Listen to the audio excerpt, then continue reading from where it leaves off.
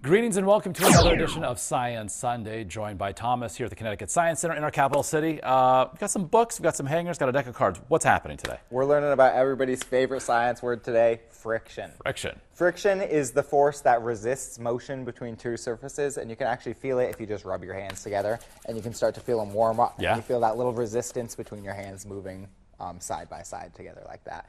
This is super common. It's the reason why objects, when they're sliding along, they stop. And it's the reason why things that are sliding on ice go for a lot longer, because ice doesn't have very much friction, whereas something like sandpaper or something that's very rough has a lot of friction.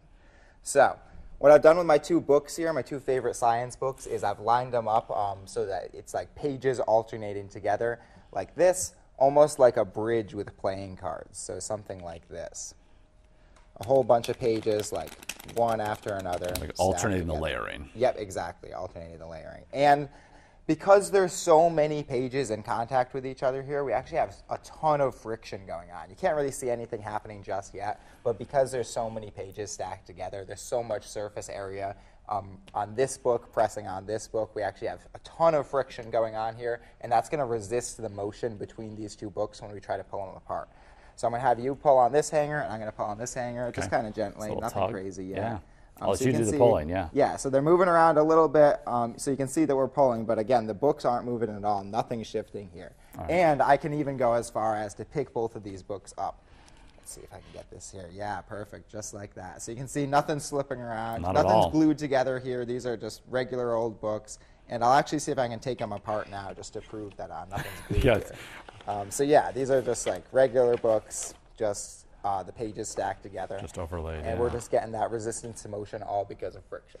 So if you were to try this at home, you could maybe start with a lot of pages that are overlaid and see, and then you know, take some of those Yeah, you could away. try like every fifth, every third, every each page, and you can see like how much the friction increases each time. Because at some point, if you go the opposite direction, you'll be able to overcome the friction and they'll come apart. Exactly, yeah. The less surface area you have in contact, the easier it is to overcome that friction. Yeah. All right, good stuff.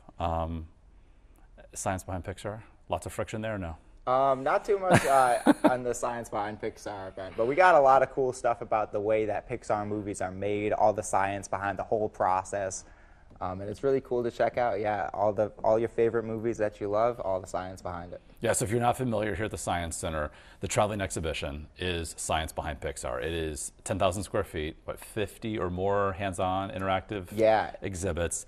It is so large it's had to actually move from one tower to another tower.